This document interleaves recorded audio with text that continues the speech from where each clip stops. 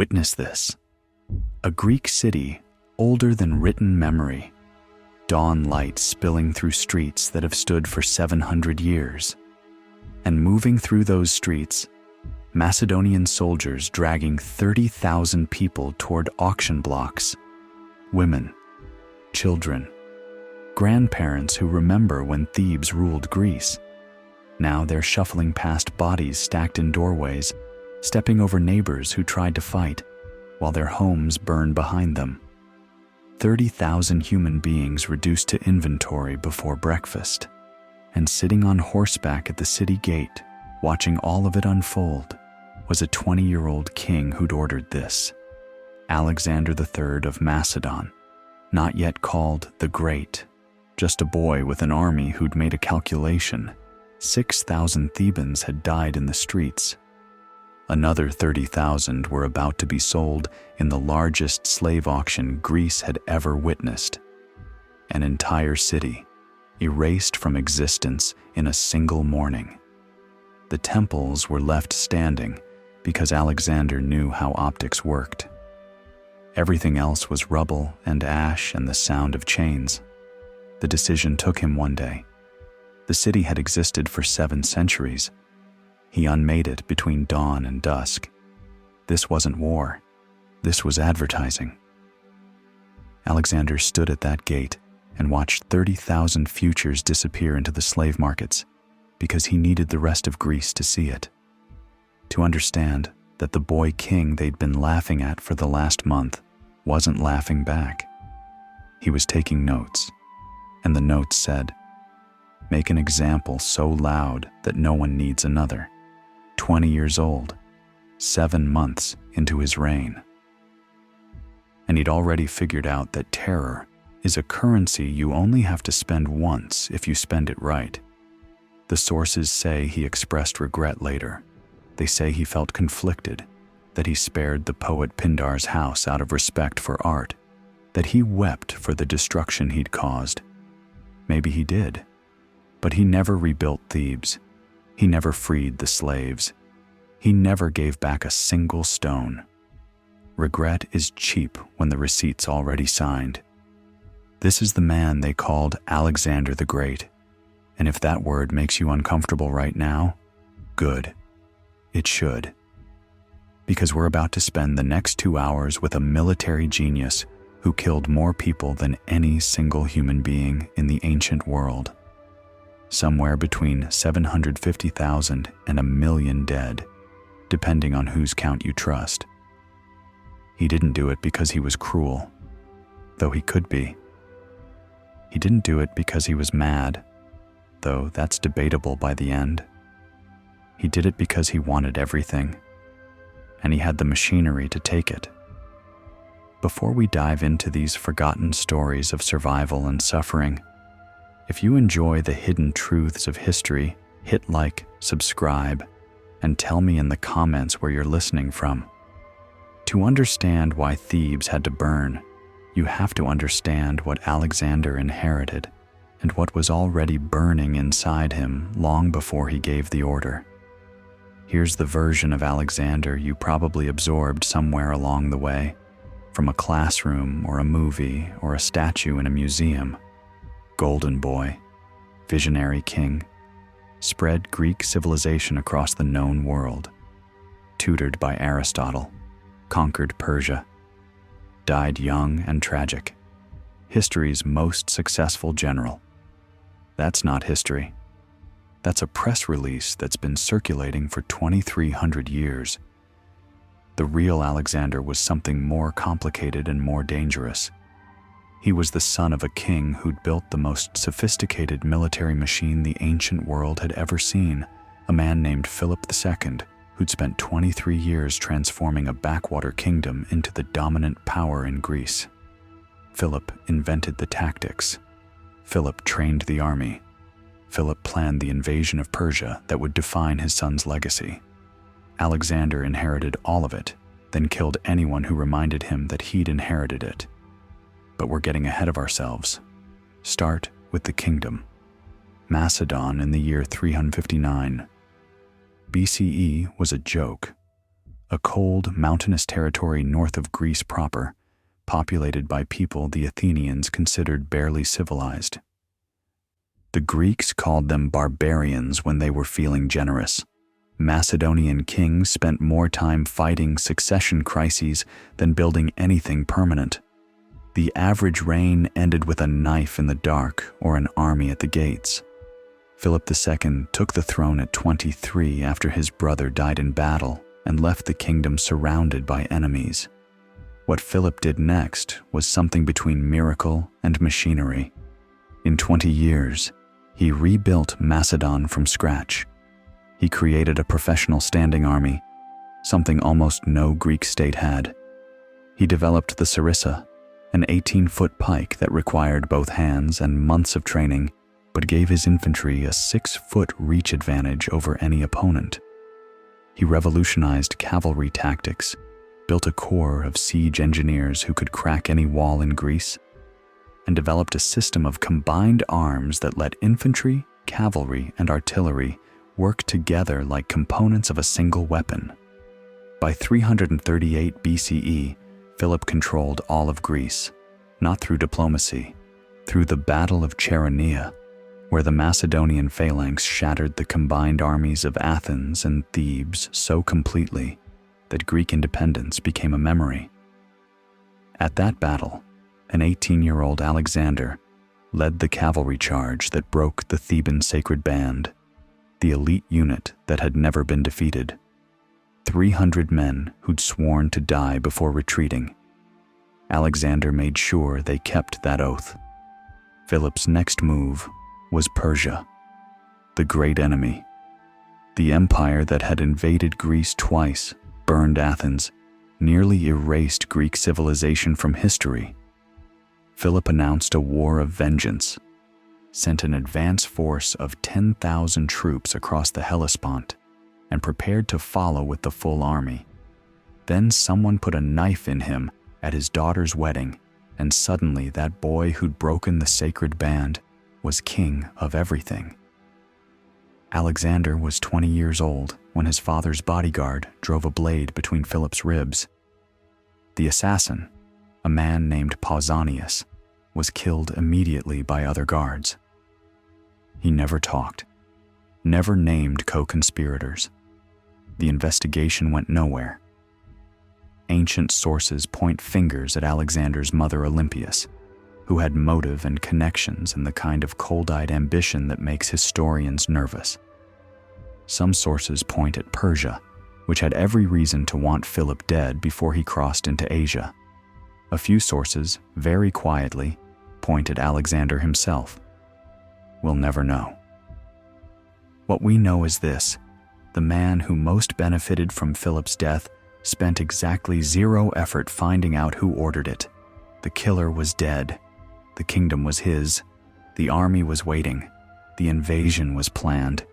And Greece, watching this 20-year-old boy suddenly wearing his father's crown, thought, now's our chance. Thebes rose first, the city that had lost the sacred band at Chaeronea, the city that had been Greece's dominant power just 30 years earlier, before Philip broke them.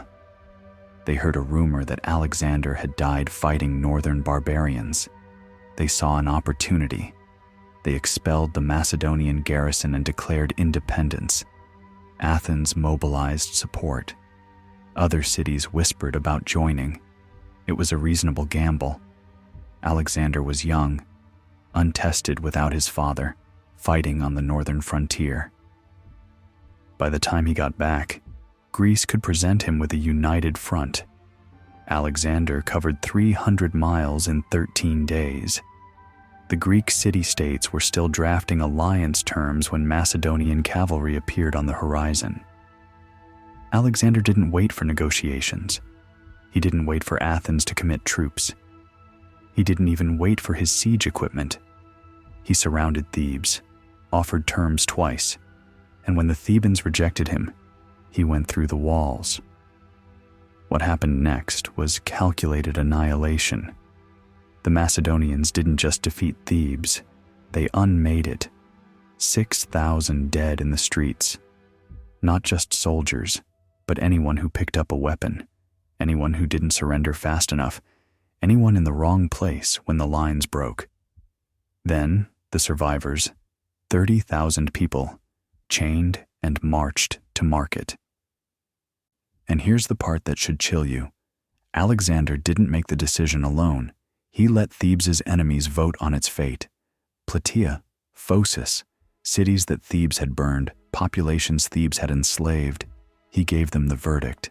They voted for extinction. That's not just brutality, that's sophistication.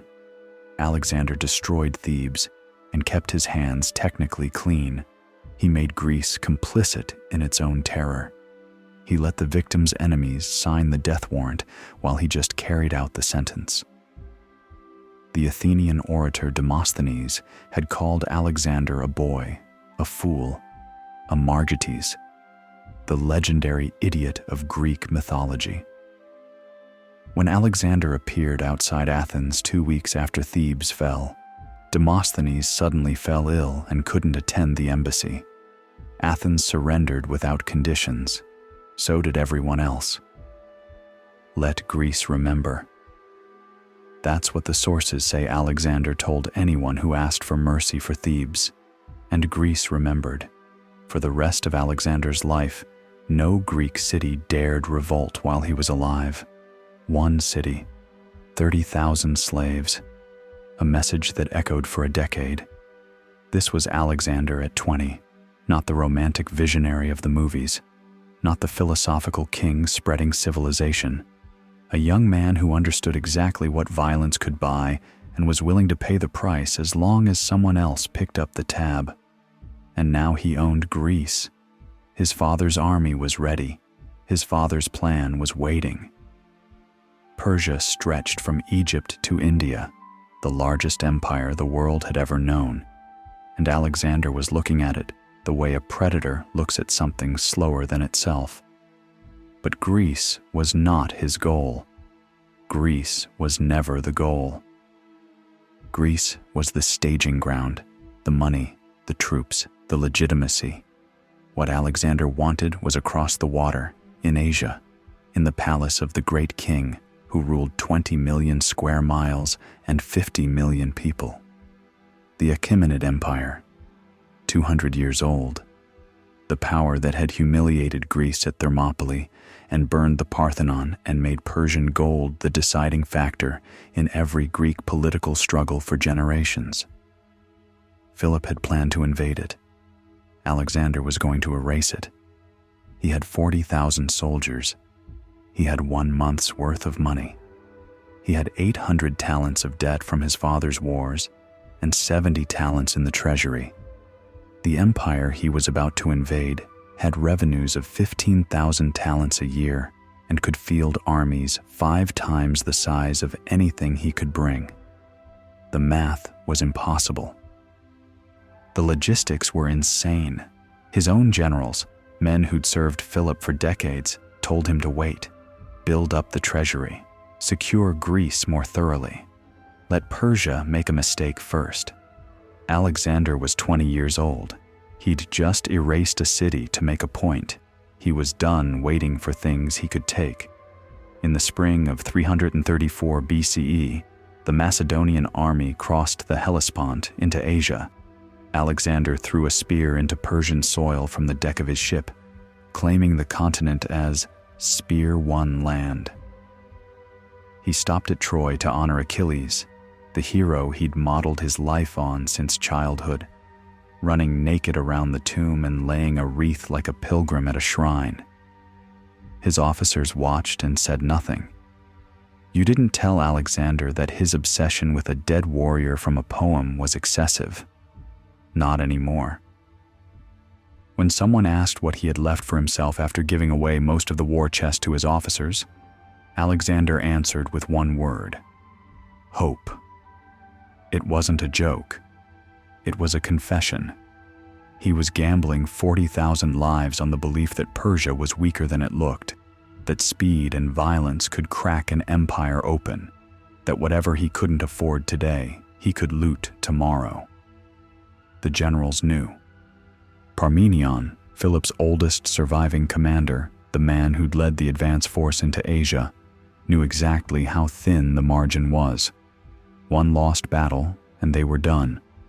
One siege that took too long, and the money ran out. One Persian army that refused to break, and the whole invasion starved in hostile territory.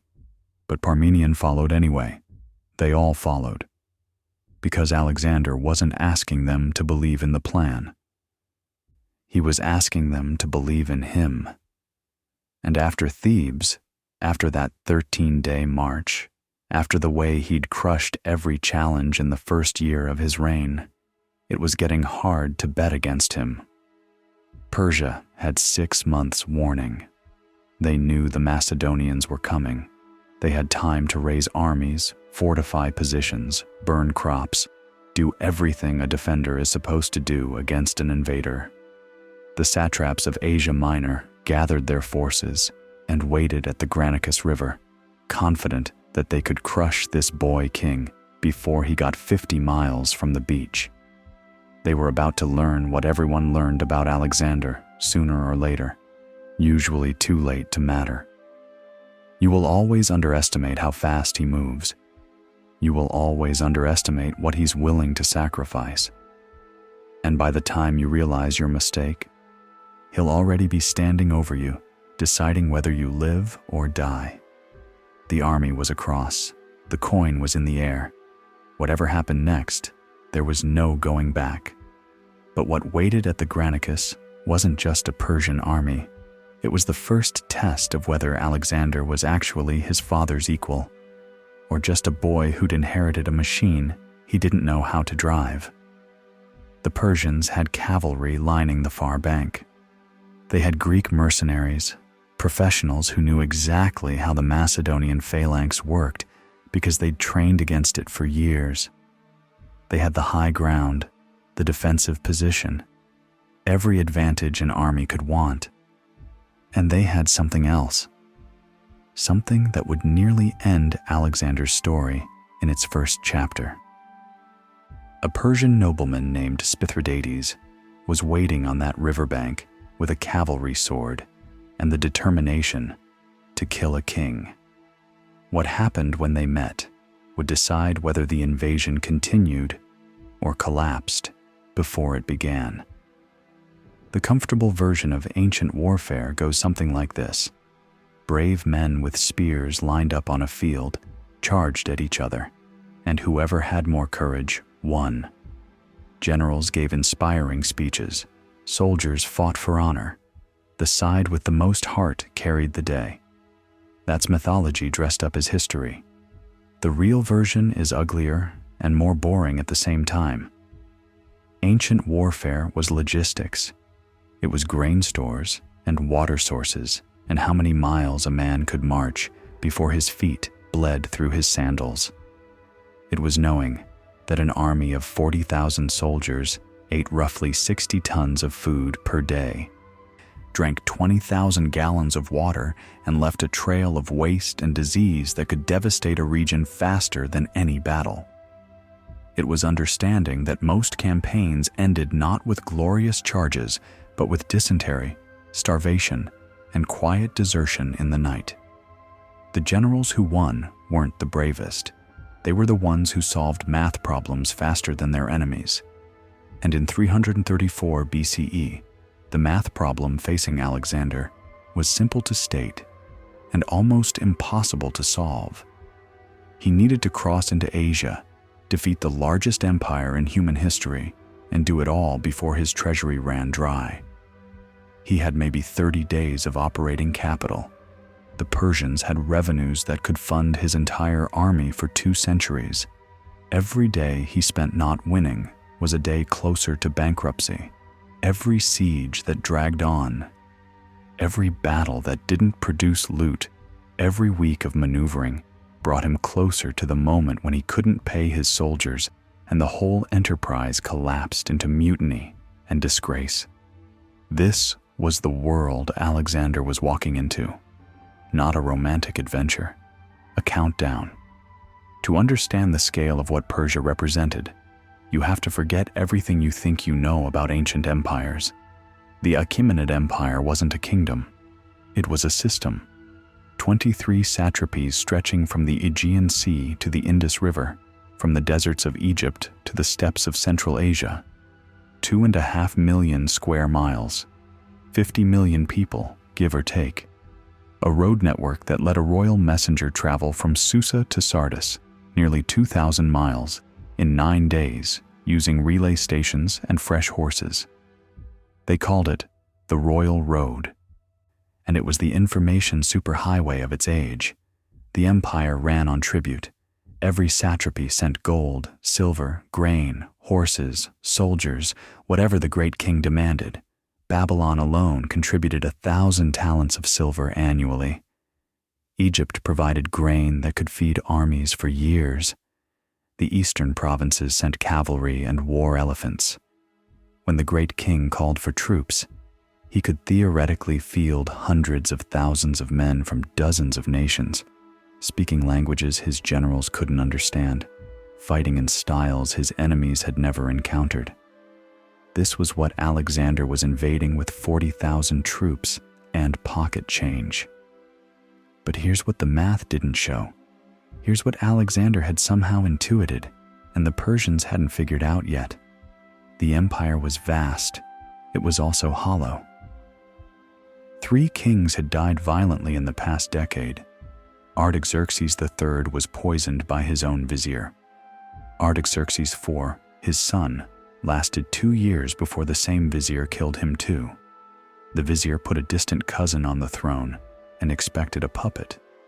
He got Darius III instead, a man who had the vizier executed and took actual control. But the damage was done. The satraps had watched 3 succession crises in 10 years.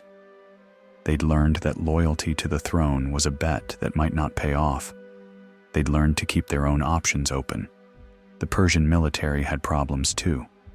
The elite infantry, the famous immortals, were still formidable. But Persian strategic doctrine had calcified around 2 assumptions: that Greek heavy infantry was unbeatable in close combat, and that Persian cavalry and missiles could win by flanking and harassment. This worked fine against disorganized Greek mercenary bands. It had never been tested against a Macedonian combined arms force that could match Persian cavalry and beat Persian infantry simultaneously. And the satraps in Asia Minor, the men who would face Alexander first, had their own agendas. They weren't defending the empire. They were defending their provinces, their revenues, their positions in a court that changed management every few years. Fighting Alexander to the death for the great king's honor wasn't high on their priority list. Fighting just hard enough to look loyal while preserving their own options made a lot more sense. Darius III understood some of this. He was smarter than the cartoon version you might have absorbed, the cowardly king who ran from every battle. Before he became king, Darius had been a soldier. He'd fought in single combat against a champion of a rebel tribe and killed the man with his own hands. He was tall, handsome, capable, brave enough when bravery was called for. In a normal reign, he might have been remembered as a competent administrator who stabilized a shaky succession. But his reign wasn't normal.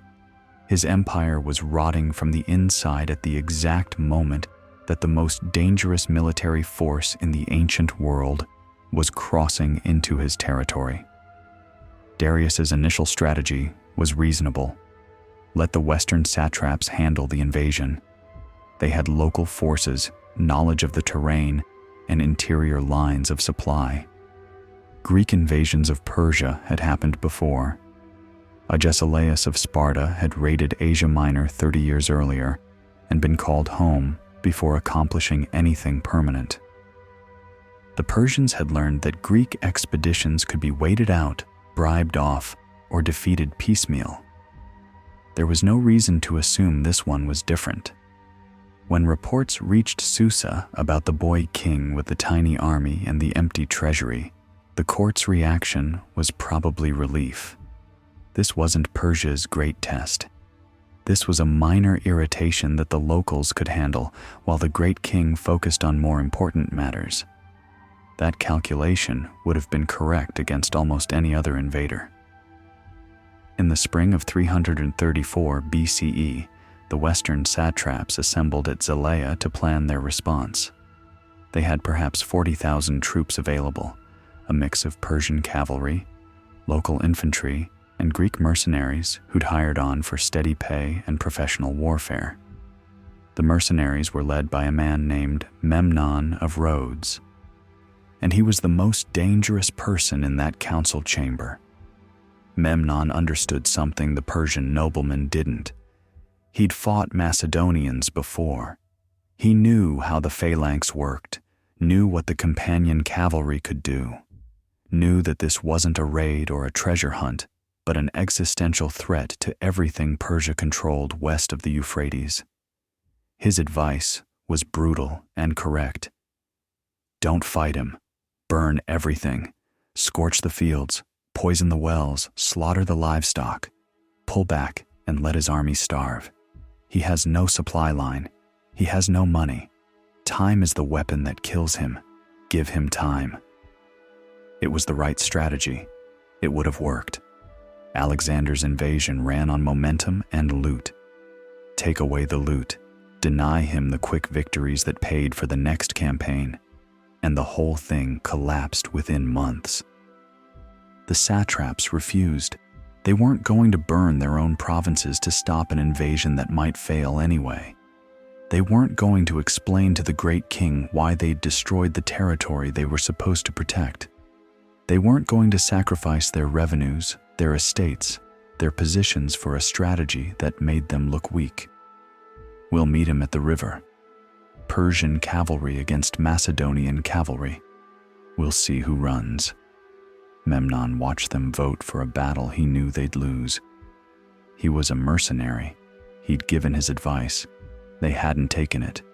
He would fight anyway, because that's what professionals do, but he already knew how this ended. The satraps were thinking about their reputations.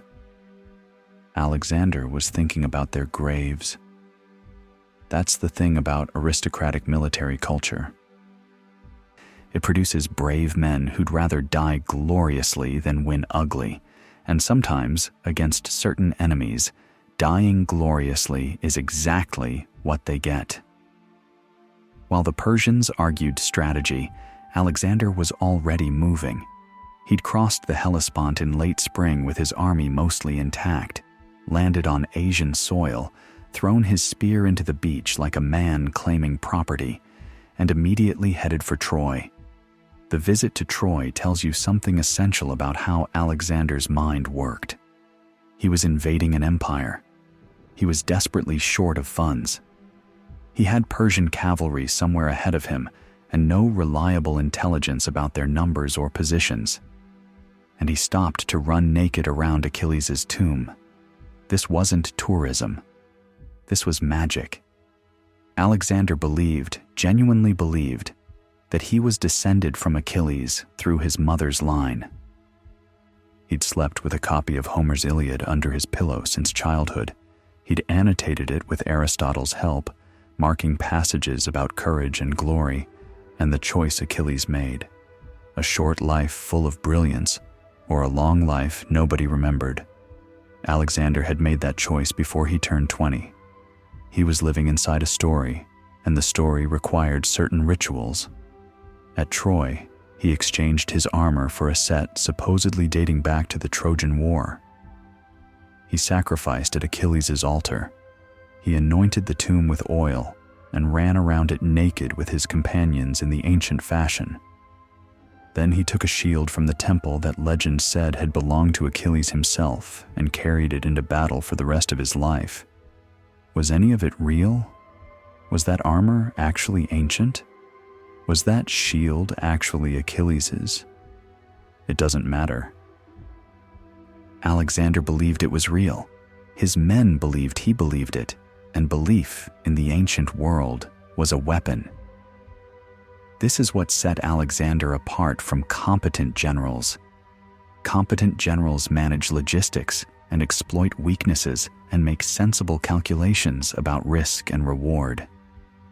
Alexander did all that, but he also understood something harder to quantify. He understood that men fight harder for stories than for strategy. He understood that if your soldiers believe they're following a hero into legend, they'll do things that rational calculation says are impossible. He was building a myth in real time, and he was starring in it. The army Alexander led into Asia was his father's creation, but Alexander had learned to play it like an instrument. The core was the Macedonian phalanx, roughly 12,000 infantry trained to fight as a single organism. Each man carried a sarissa, an 18-foot pike that required 2 hands to wield. The front 5 ranks held their sarissas level, creating a wall of iron points that no cavalry could charge and no infantry could penetrate. The ranks behind held their pikes at angles to deflect arrows and javelins. From the front, a Macedonian phalanx looked like a hedgehog made of spear points. But the phalanx wasn't the killing blow. It was the anvil. The killing blow was the companion cavalry, 1,800 elite horsemen who'd trained together since boyhood and fought in a wedge formation that concentrated their impact at a single point. While the phalanx held the enemy in place, grinding forward step by step, the companions swept around the flank and hit from an angle the enemy couldn't defend. And then there were the hypaspists, 3,000 shield bearers who operated in the gap between cavalry and phalanx, light enough to move fast and heavy enough to hold ground. They were Alexander's special forces, the troops he used when something needed to happen in a hurry and couldn't wait for the phalanx to catch up. This was a combined arms system, every component designed to multiply the effectiveness of every other component. It wasn't about individual bravery, though individual bravery helped. It was about coordination, about every piece knowing its role and executing while the enemy was still trying to figure out what was happening. Philip had built it, but Alexander had added something Philip never quite managed. He led from the front.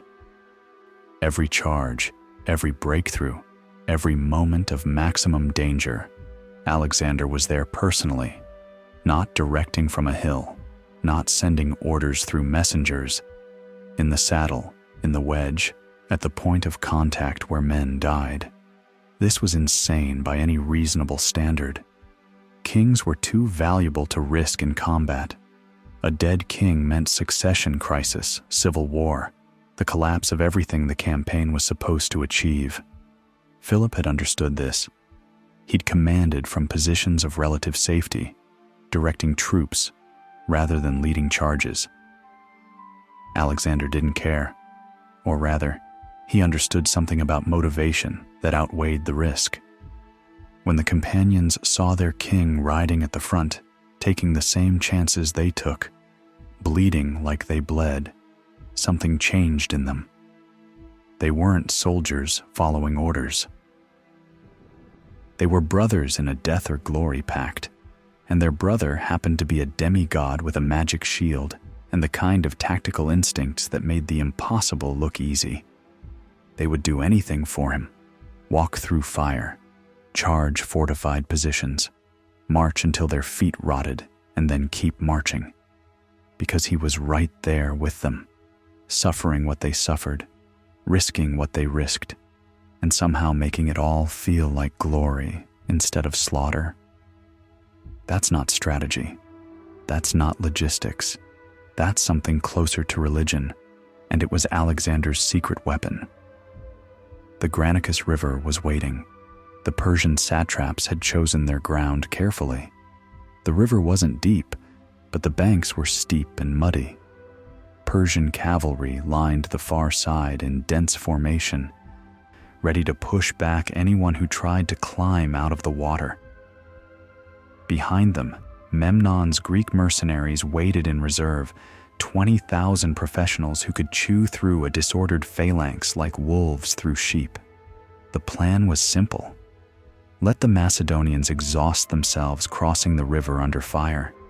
Let them arrive on the far bank, tired, wet, disorganized, climbing a muddy slope into a wall of cavalry, then cut them apart before they could form up. It was late afternoon when Alexander arrived with his vanguard. Parmenion, the old general who'd served Philip since before Alexander was born, took one look at the situation and gave the sensible advice. Wait. Camp tonight. Cross at dawn, upstream, somewhere they're not expecting. Don't attack a prepared position across a river obstacle when you don't have to. It was good advice. It was the advice any competent commander would give. It was exactly the advice the Persians expected Alexander to take, which is why they'd let their men stand down slightly. Let some of them water their horses. Let the tension that comes from waiting for battle start to ease. Alexander looked at the river, looked at the Persian cavalry on the far bank, looked at the sun getting lower. If I fear this little stream, I don't deserve to cross the Hellespont. Then he kicked his horse into the water. The companions followed. They always followed. Into the current, across the river bottom, up the muddy bank and straight into the Persian line before the defenders had fully processed what was happening. The satraps had expected a dawn attack. They'd expected reconnaissance and probing. They'd expected Alexander to behave like a normal general assessing a normal tactical problem. What they got was a king on a white horse with a double-plumed helmet visible across the entire battlefield, leading a wedge of cavalry directly at their position while the sun was still up. The river was chaos, horses slipping, men drowning, Macedonians climbing the bank into Persian lances, pushed back, climbing again. Alexander in the middle of it, that white plume drawing every Persian noble who wanted to be the man who killed the invasion before it started. The fighting around Alexander was medieval in its ferocity, personal combat, named champions trying to cut down a king. A Persian nobleman named Rusaces got close enough to land a sword stroke that split Alexander's helmet and cut into his skull. Alexander killed him but was stunned, bleeding, vulnerable. Another Persian, Spithridates, raised his blade for the finishing stroke, the blow that would end the invasion and save the empire in a single swing. Clitus the Black took Spithridates' arm off at the shoulder before the blade fell. Alexander, blood in his eyes, watched the man who'd almost killed him bleed out on the riverbank. He'd remember this. He'd remember that he owed Clitus his life, his kingdom, everything. 8 years later, he'd remember it while driving a spear through Clitus's chest after a drunken argument. But that was later. Right now, the battle was still undecided. The Persian cavalry broke first. They'd expected to push tired attackers back into the river. Instead, they were fighting fresh Macedonians who'd crossed faster than anyone predicted, led by a king who wouldn't stop coming, supported by infantry that was already forming up on the riverbank. The satraps fell one by one, noblemen who'd never imagined they'd die in this little river crossing, this inconsequential skirmish that was supposed to end the invasion before it began. When the Persian cavalry routed, Memnon's Greek mercenaries were left alone on the field. They offered surrender. They were professionals. They'd fought for whoever paid them, and the pay wasn't worth dying when the battle was already lost. Standard practice said you accepted the surrender, incorporated them into your forces, or ransomed them back, collected the victory, and moved on. Alexander refused. Those Greeks had taken Persian gold to fight against Greeks. That was how Alexander framed it, publicly. Traitors to their race, enemies of the crusade to avenge Persian crimes against Greece. They didn't deserve the mercy shown to honest enemies. What happened next was massacre. The Macedonian phalanx advanced on men who'd already thrown down their weapons, and the killing went on until 18,000 mercenaries were dead or enslaved. 2,000 survivors were sent to Macedon in chains. sentenced to hard labor for the crime of professional soldiering. This was the message. This was the Thebes lesson applied to a new audience. If you fight for Persia, there's no surrender. There's no ransom. There's no going home. You fight for the winning side, or you die for the losing one. Word would spread. It always did. The next time Greek mercenaries faced Alexander's army, they'd remember what happened at the Granicus. Some would fight anyway. Others would find reasons to be somewhere else when the killing started. That calculation, multiplied across thousands of potential enemies, was worth more than the mercy would have cost. Darius got word of the disaster within weeks. The satraps were dead. The mercenaries were destroyed. Memnon had survived, was rallying what forces remained, was still advocating for the scorched earth strategy that might have worked before the battle, and definitely wouldn't work now. The Greek cities of Asia Minor were opening their gates to Alexander, welcoming him as a liberator, pretending they'd never been loyal to Persia at all. The invasion that was supposed to collapse from its own absurdity was suddenly very real. And the great king was going to have to deal with it personally. In Susa, Darius began calling up the armies of the eastern satrapies, cavalry from Bactria, infantry from the Iranian highlands, contingents from every corner of the empire, summoned to assemble the largest military force Persia had fielded in a generation. Alexander would not face satraps defending their provinces anymore. He would face the great king himself, commanding the full strength of an empire that had ruled Asia for 2 centuries. The coin was still in the air. The real war was just beginning. The standard version of Alexander's campaign says he marched east and conquered everything in his path through sheer military brilliance, charge, victory, repeat. The golden boy sweeping across Asia like a force of nature. That's not strategy. That's a highlight reel. The real Alexander was playing a different game, and it took him almost a year to reveal what that game actually was. Every city he liberated, every detour he made, every siege he insisted on fighting when his generals wanted to push inland, all of it was building towards something his enemies didn't understand until it was too late. Here's what Alexander understood that Darius didn't. Persia's greatest weapon wasn't its army, it was its navy. The Persian fleet controlled the eastern Mediterranean. 400 warships, mostly Phoenician and Cypriot, crewed by the best sailors in the ancient world. As long as that fleet existed, Persia could cut Alexander's supply lines, land troops behind him, finance revolts in Greece, and strangle his invasion without ever fighting a major land battle. Memnon of Rhodes had been arguing for exactly this strategy since before the Granicus. Use the navy, take the war to Greece, make Alexander come home or watch his kingdom burn. Alexander couldn't fight that fleet.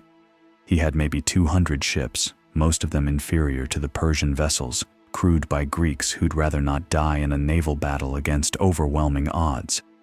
So he disbanded most of his navy entirely, sent them home, looked like a man who'd given up control of the sea.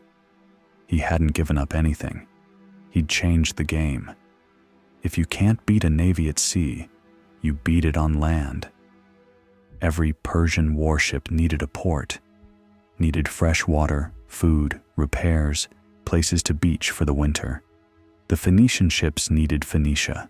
The Cypriot ships needed Cyprus. Take the ports, and the ships become very expensive driftwood.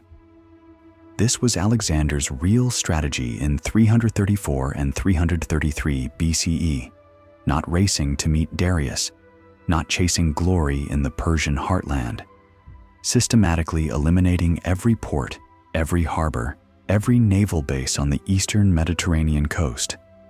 He was going to walk around the sea and choke the Persian fleet to death on dry land. It was brilliant. it was also agonizingly slow for an army that wanted to get paid. The Greek cities of Asia Minor fell easily enough. Sardis surrendered without a fight, and Alexander suddenly had access to the treasury of the richest satrapy in the Western Empire.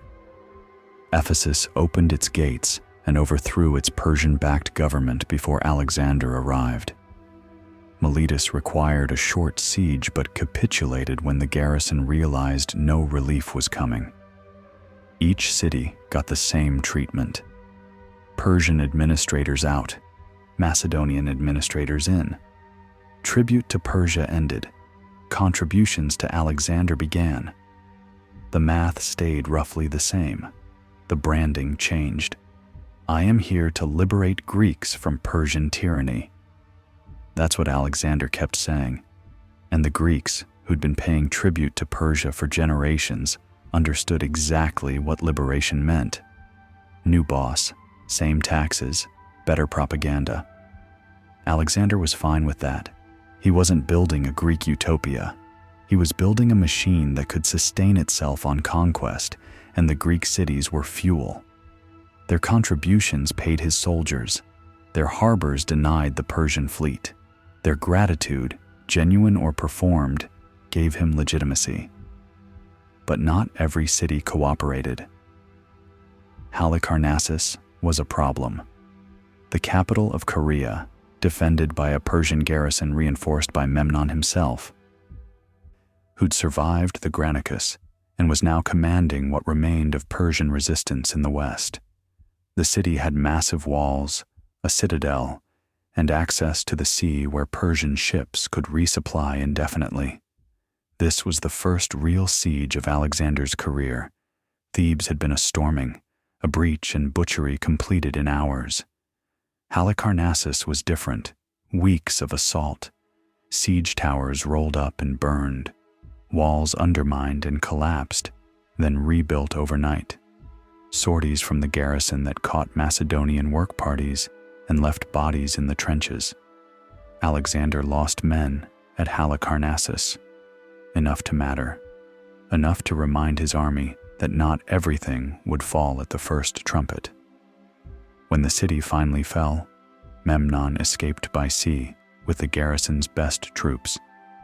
He was still out there, still dangerous, still advocating for the strategy that could actually beat Alexander if anyone in Susa would listen.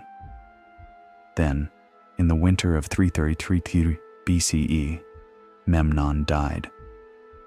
Disease took him somewhere in the Aegean, planning naval raids that never happened, leaving behind a strategy and no one capable of executing it. The Persian court lost its best hope and barely noticed. Alexander noticed.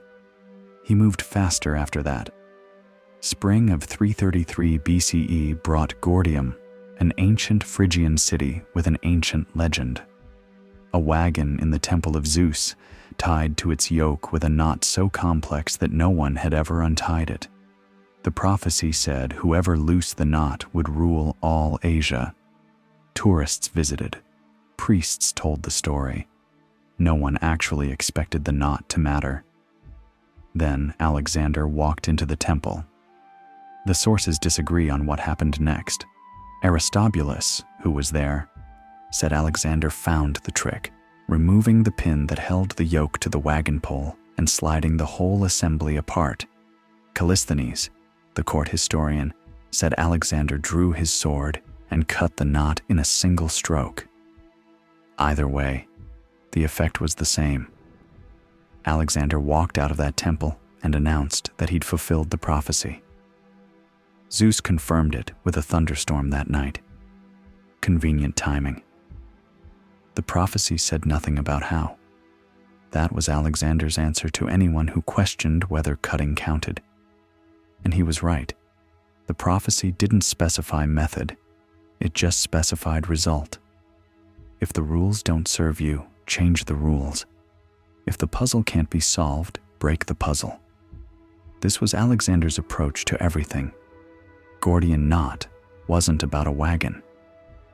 It was about understanding that rules are suggestions enforced by people with less power than you, and Alexander had more power than anyone in that temple. The army laughed about it. The priests looked uneasy. The story spread across Asia faster than couriers could carry it. The boy king who'd untied the knot, the man who would rule everything. Sometimes the best weapon is a good story. While Alexander collected symbolism, Darius was collecting an army. The great king had spent the winter calling up forces from across the empire. The numbers vary depending on which ancient source you believe, and how much you're willing to discount obvious exaggeration. Arrian, usually the most reliable, says 600,000. Curtius claims even more. Modern historians, working backward from what the terrain could actually support and what Persian logistics could actually deliver, suggest something between 80 and 100,000 soldiers. Call it 100,000. Still, the largest army Darius had fielded since his coronation. Cavalry from every satrapy, infantry from the Persian heartland, Greek mercenaries replacing the ones Alexander had butchered at the Granicus, and Darius himself in command.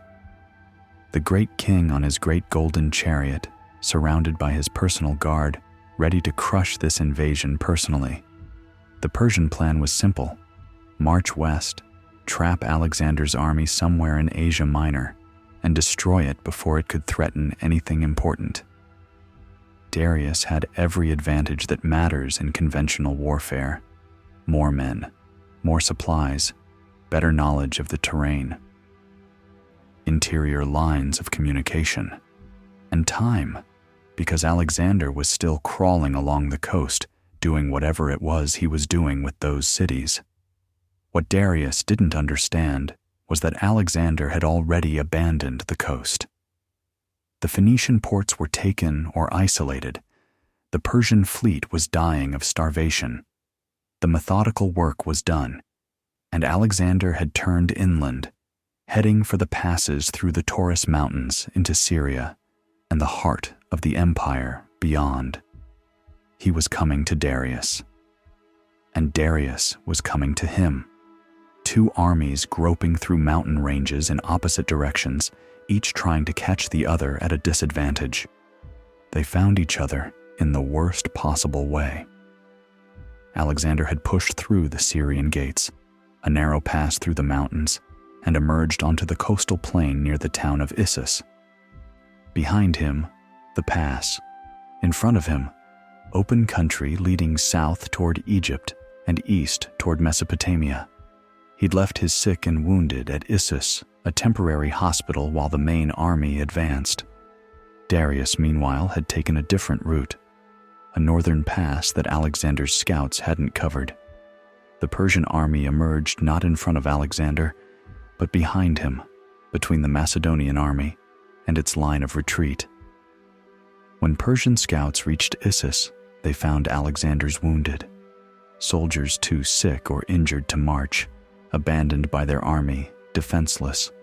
Darius had them killed, hands cut off, then burned alive. A message to Alexander about what happened to stragglers.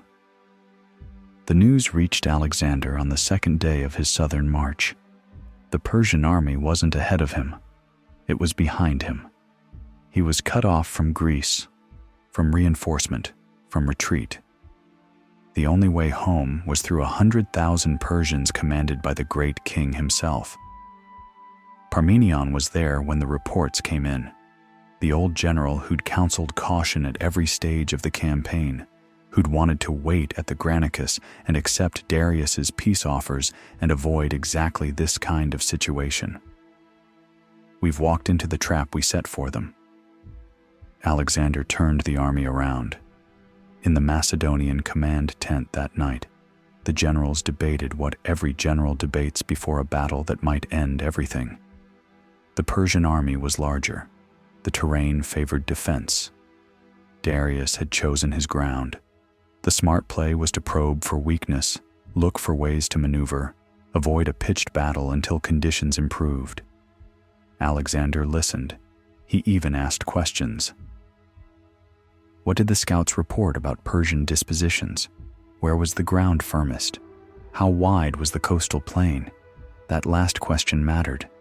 The plain at Issus was narrow, pinched between mountains and sea, maybe 2 miles wide at most. Darius had positioned his army across it, but 100,000 men in a 2-mile frontage meant a very deep formation. Most of those soldiers would never reach the fighting. Most of that numerical advantage would be wasted. This was the thing Alexander had been waiting for. The open battlefield where Persian numbers could overwhelm him didn't exist here. The terrain had compressed both armies into something like equality, and in equal fights, Alexander didn't lose. If I were Parmenion, I might wait, but I am Alexander. He gave orders for a dawn attack. The morning of the battle, November 333 BCE, Alexander rode along the Macedonian line, not giving speeches from a platform, moving through the ranks, calling officers by name, reminding men of what they'd done together. You were at the Granicus. You were at Halicarnassus. You've already beaten everything they threw at us. Today, we beat the rest of it. The Persians watched from their positions across the river. The Pinarus, a small coastal river, separated the armies. Darius had lined the bank with stakes and positioned his Greek mercenaries in the center, his best infantry against Alexander's best infantry. On the Persian left, the hillsides climbing toward the mountains, archers and light troops covered the flank. On the right, near the sea, Persian cavalry massed for the charge that would sweep around the Macedonian line and end this. It was a good position. Darius had done the work. He'd found ground that minimized his weaknesses and maximized his strengths. He'd learned from the Granicus disaster. No more river crossings against defenders. This time the Persians were the defenders, and Alexander would have to come to them. The battle opened with the Macedonian right advancing obliquely, Alexander leading the companions toward the Persian left where the ground rose toward the hills. This was the classic Alexander move. Fix the enemy's center with the phalanx, then strike at an angle with cavalry and crack the line where it hinged. Darius had prepared for this.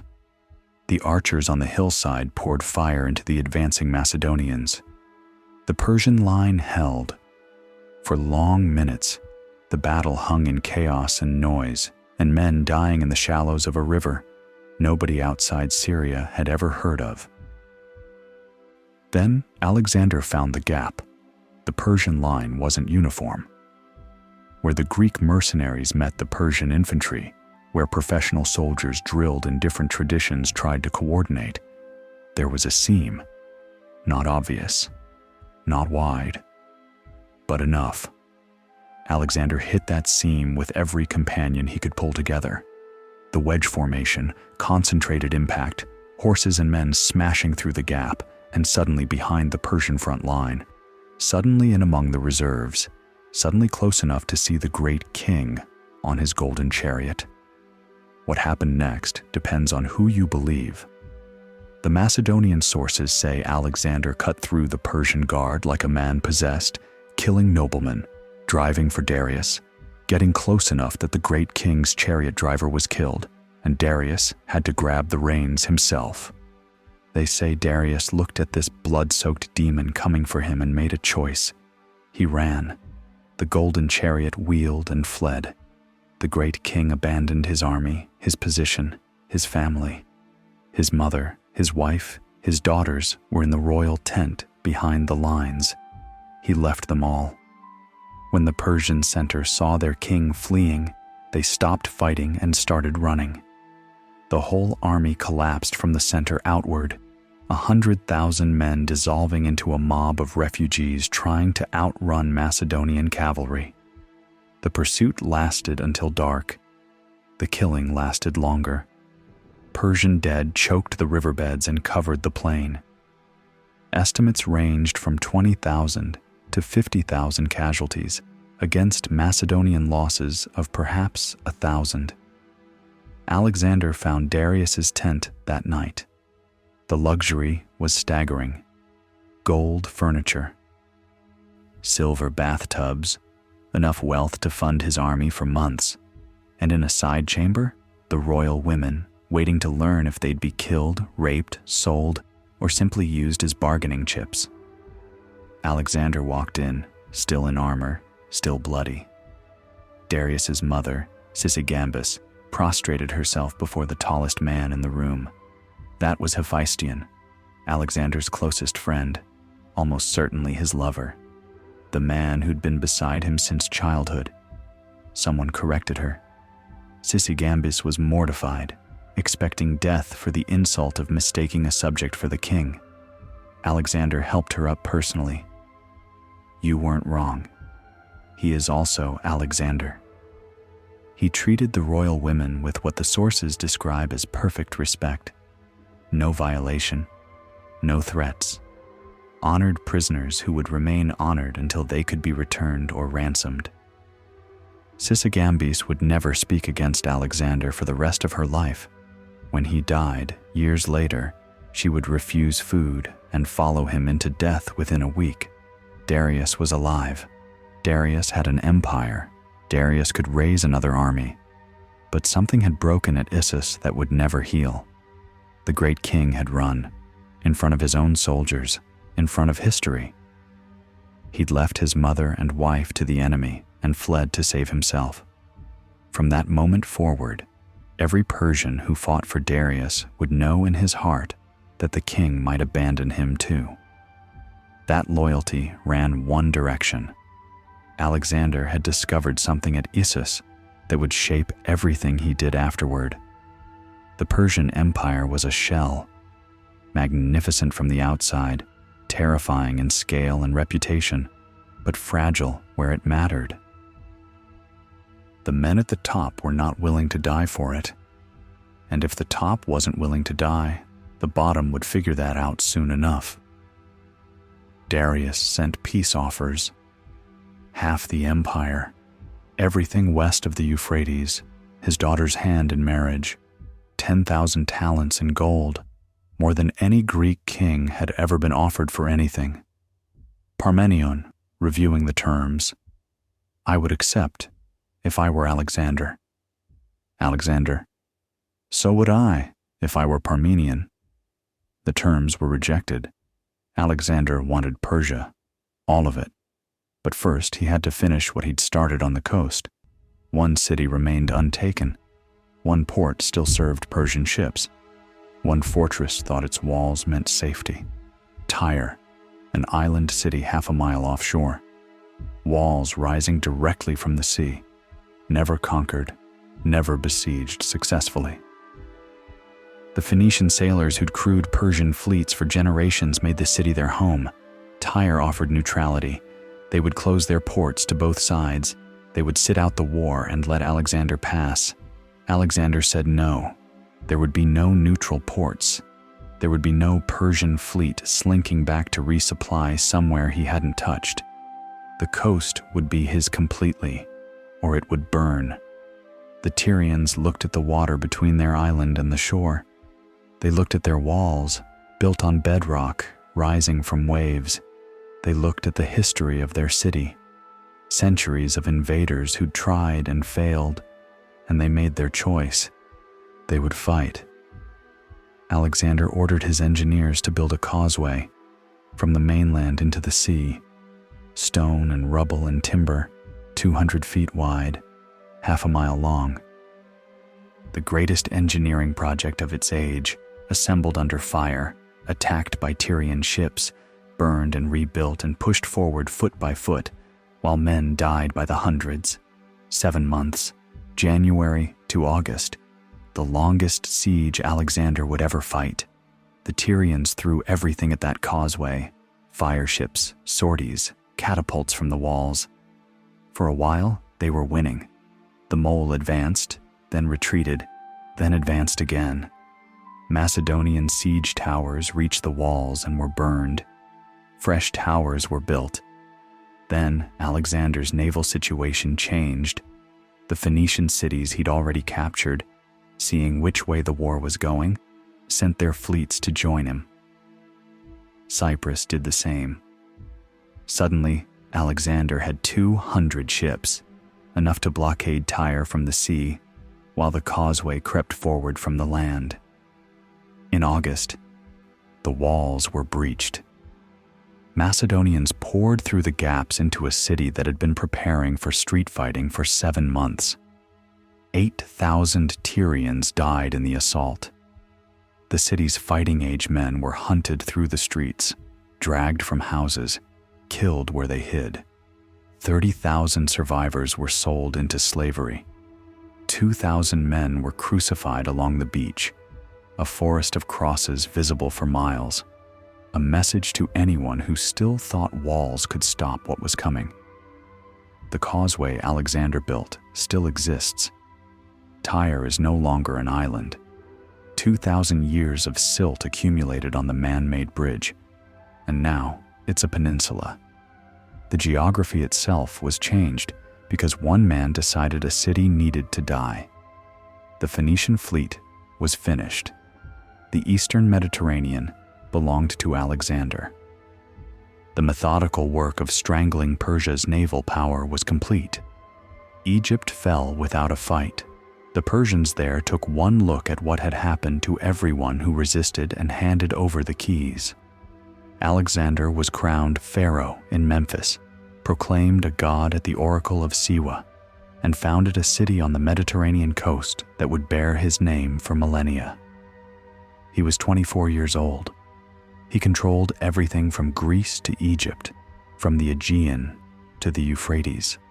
He'd broken 3 Persian armies and crucified a civilization that thought the sea could protect it.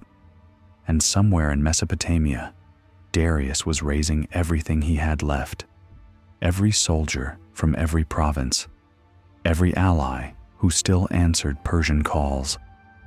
The largest army the empire had ever assembled, gathered on a plain called Gaugamela, where the great king would make his final stand. The trap that had almost closed on Alexander at Issus was about to be reset, bigger, better prepared. On ground, Darius had chosen and leveled and seeded with obstacles designed to shatter cavalry charges. This time, Darius wasn't going to run. He couldn't afford to run. His empire was watching, and empires only follow kings who stand and fight. Alexander marched east to meet him. 40,000 soldiers who'd walked from Greece to Egypt and were about to walk into the largest battle the ancient world had ever seen. Gaugamela wasn't going to be a fight. It was going to be a verdict on whether one man could break an empire by wanting it badly enough. The plain of Gaugamela stretched flat and empty under the October sky, and that flatness was deliberate. Darius had spent weeks preparing this ground. His engineers had leveled every bump and filled every ditch. They'd cleared fields of fire for the scythed chariots, smoothed lanes for cavalry charges, and planted iron spikes in the areas where they expected Macedonian horses to maneuver. This wasn't a battlefield. It was a killing floor, designed by men who'd learned from Issus that fighting Alexander on unprepared ground meant dying on unprepared ground.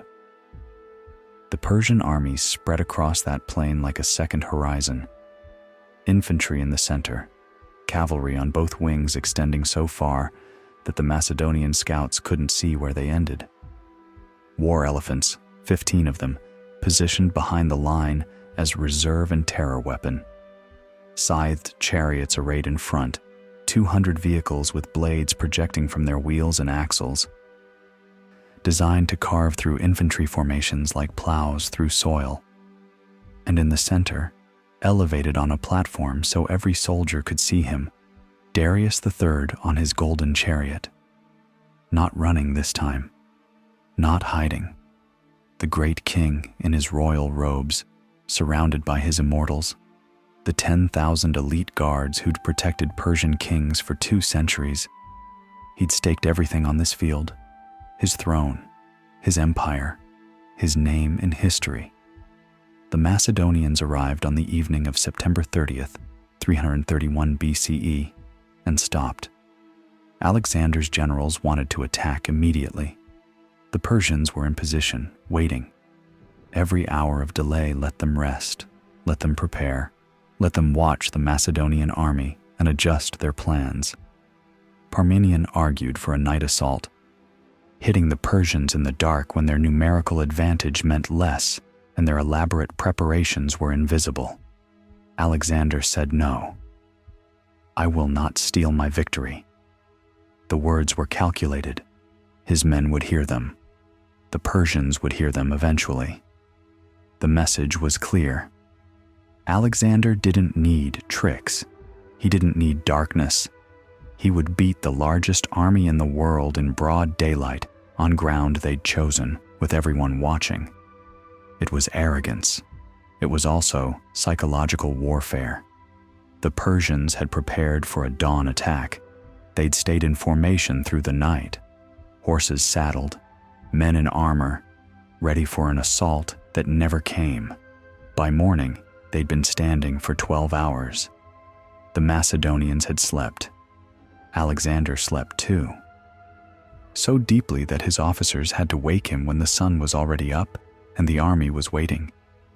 Parmenion found him still in his tent, relaxed, unhurried. "You sleep like a man who's already won." Alexander smiled. "We have won. We've got Darius exactly where he has to fight. He can't maneuver. He can't retreat.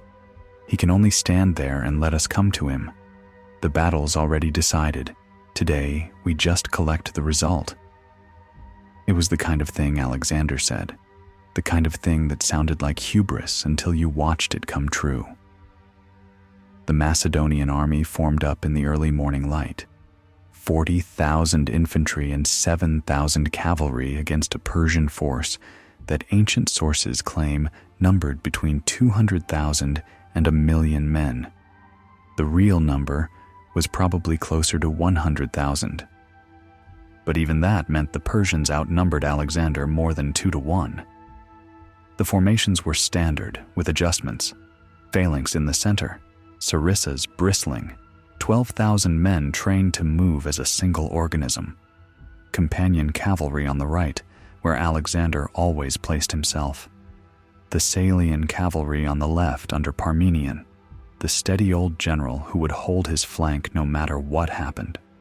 High paspists filling the gap between cavalry and phalanx, ready to move wherever the crisis demanded. But Alexander had added something new. Behind each wing, at 45-degree angles, he'd positioned reserve units facing outward. If the Persians swept around his flanks, those reserves would pivot and meet them. The formation looked like a box with hinged corners. It was ugly and unconventional and exactly what the situation demanded. The Macedonians began their advance around mid-morning, not straight ahead. Alexander led the right wing forward and sideways, drifting toward the edge of the prepared ground, threatening to pull the battle off the killing floor Darius had built. The Persians had to respond. If Alexander reached unprepared terrain, the chariots were useless. The cavalry lanes were pointless. Darius ordered his left wing to extend, to shadow Alexander's movement, to keep the Macedonians on the cleared ground. The Persian line began to stretch. That was Alexander's first move. Not a charge, not a clash, a geometry problem. He was pulling the Persian formation apart, creating gaps that would matter when the killing started. Darius saw what was happening and couldn't afford to let it continue. He ordered the scythed chariots forward. 200 vehicles accelerated across the plain, horses at full gallop, blades spinning on the wheels, drivers aiming for the Macedonian infantry. This was supposed to be devastating. This was supposed to shatter the phalanx before it could close, turn the disciplined formation into bleeding chaos. The Macedonians had been briefed. When the chariots reached the infantry line, The phalanx opened. Soldiers stepped aside, creating lanes through their formation, letting the chariots pass between them. Archers and javelin men targeted the horses and drivers as they went by. The chariots that made it through emerged behind the Macedonian line, where reserves were waiting to pull down the drivers and slaughter the horses. Not one chariot accomplished anything. The weapon Darius had prepared for months, the terror that was supposed to break the Macedonian advance, disappeared into the infantry formation like water into sand. Now the real fighting began. The Persian left wing, extended and disordered from chasing Alexander's rightward drift, crashed into the companion cavalry. This was heavy cavalry against heavy cavalry, the most brutal form of ancient combat, horses screaming and men hacking at each other with swords and javelins, dust rising so thick that fighters couldn't see beyond the man trying to kill them. Alexander was in the middle of it, white-plumed helmet visible across the chaos, Corinthian armor, the shield that supposedly came from Achilles' temple. He wasn't commanding from behind. He was killing one Persian after another, working toward the center of the field where Darius waited. On the Macedonian left, Parmenion was in trouble. The Persian right wing hadn't stretched like the left. It had stayed concentrated, and now it hit Parmenion's Thessalians with everything it had. Persian and Bactrian cavalry, some of the best horsemen in the empire, smashing into a Macedonian flank that couldn't match their numbers. The Thessalians bent. They didn't break, but they bent, pushed back, compressed. The Persian cavalry found the seam between Parmenion's wing and the phalanx center and drove through it, suddenly behind the Macedonian line, suddenly among the baggage train and camp followers, and everyone who wasn't supposed to be fighting. Messengers rode to Alexander. The left flank was collapsing. Parmenion needed help. Come back. Alexander didn't come back. This is the moment that defines him. This is the moment historians argue about, the decision that separates brilliant from reckless, genius from gambler. His left flank was being destroyed. His army could have been rolled up from behind. Everything he'd built might have ended on this field because he wouldn't turn around. He kept going forward. The Persian cavalry raid on the Macedonian baggage train was a strategic success and a tactical disaster. The horsemen who'd broken through found themselves surrounded by camp followers, by supply wagons, by the Macedonian wounded from earlier campaigns. They stopped to loot. They stopped to kill helpless men in hospital tents. They stopped. And while they stopped, the reserves Alexander had positioned at those hinged corners of his formation pivoted and closed the gap behind them.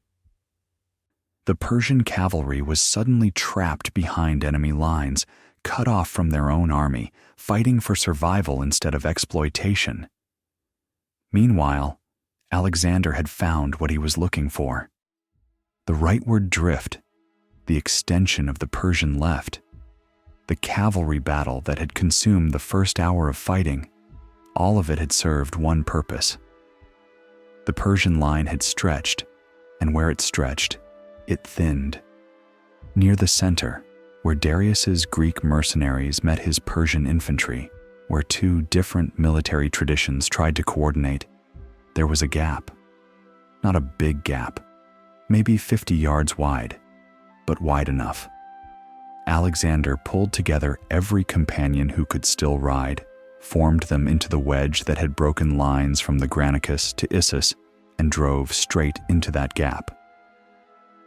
The Persian infantry on either side of the breach didn't collapse immediately. They turned inward, trying to close the gap, trying to seal the wound before it became fatal. For long minutes, the fighting was hand-to-hand in a corridor of bodies, Macedonians pushing forward, Persians pushing back, neither side able to see anything beyond the man in front of them. Then Alexander was through. Behind the Persian front line, In the space where reserves should have been organizing and commanders should have been directing the battle, there was chaos. Supply handlers, priests, servants. The infrastructure of an enormous army, none of it ready to fight the armored cavalry that had just appeared in its middle. And beyond that chaos, visible now, close enough to see the expressions on the faces of his guards, Darius.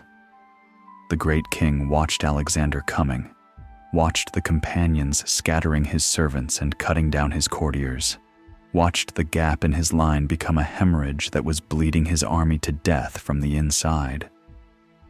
Alexander was maybe 200 yards away, close enough that the men around Darius could see the blood on his armor, could count the bodies he'd left behind him, could recognize that the demon on the white horse was heading directly for their king.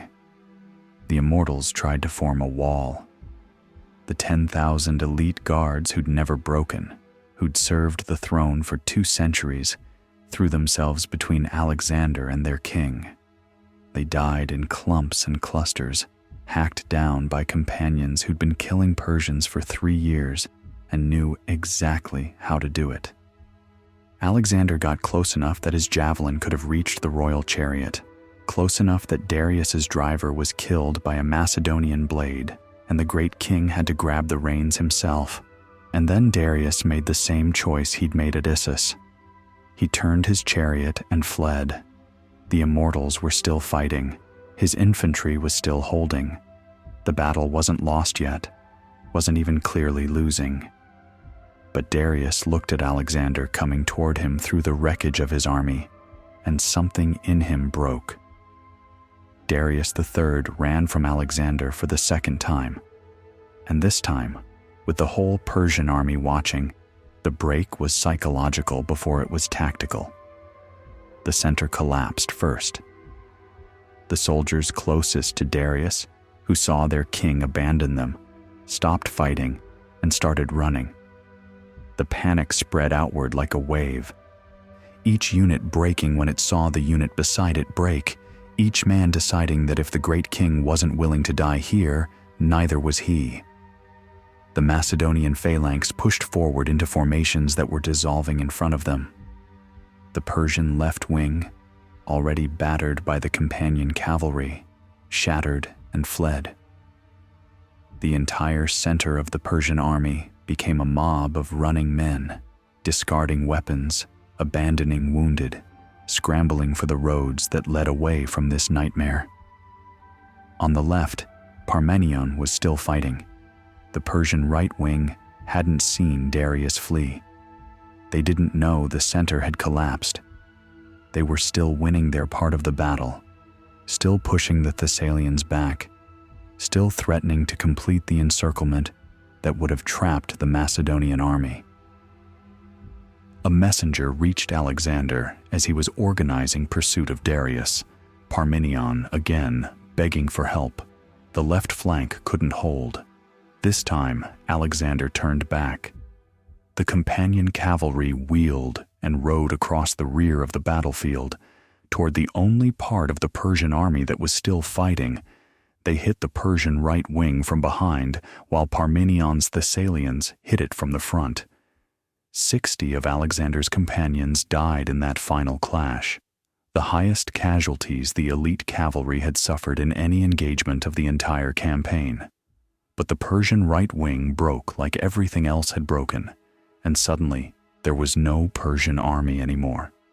Just tens of thousands of men running in every direction, and Macedonians riding them down. The pursuit went on until dark. Then it went on after dark. Alexander leading cavalry by moonlight, trying to catch Darius before he could escape. The killing continued through the night, Macedonians hunting exhausted Persians through unfamiliar terrain, cutting down everyone they caught. They didn't catch Darius. The great king had too much of a head start, too many horses, too much motivation. He was 50 miles away by morning, riding for the eastern provinces where he could raise another army. But it didn't matter. The Persian field army was destroyed. 40,000 dead, some said. 50,000.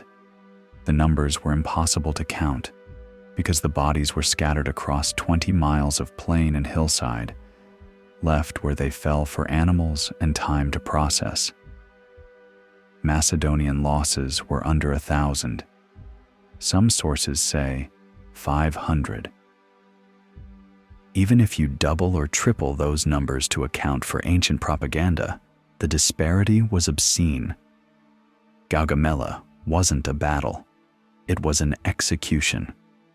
When Alexander finally stopped, when the horses couldn't run anymore, and even his companions were falling asleep in their saddles, he was standing in the middle of a Persian supply camp, luxury tents, gold furniture, enough food and wine to supply his army for months. In the morning, he held a sacrifice to the gods, Zeus, Athena, Heracles, the divine ancestors who'd brought him this victory that was supposed to be impossible. Then he turned his army south toward Babylon. Babylon didn't fight. The greatest city in the world opened its gates and welcomed Alexander as liberator. The satrap Mazaeus, who'd commanded the Persian right wing at Gaugamela and nearly won his part of the battle, rode out to surrender personally. He was confirmed in his position. Persian administrators who cooperated got to keep their jobs. Alexander entered the city through the Ishtar Gate, past walls that Herodotus had called one of the wonders of the world, into streets lined with priests and citizens throwing flowers. The conqueror had arrived, and Babylon had decided to make the best of it. The treasury held 50,000 talents of silver, more wealth than Macedon had seen in its entire history, captured in a single city. Alexander paid his armies back wages. He paid bonuses. He sent money home to Greece. And he still had more than enough to fund campaigns that hadn't been planned yet. From Babylon, the army marched to Susa, another city, another surrender, another treasury. 40,000 talents this time. The accumulating wealth was becoming almost meaningless, numbers too large to comprehend. Then, Persepolis, the ceremonial capital of the Achaemenid Empire, the city where Persian kings were crowned and buried, the palaces that Darius III and Xerxes had built to showcase the glory of an empire that had ruled Asia for 2 centuries. Alexander approached with complicated feelings. This was the empire he'd come to destroy.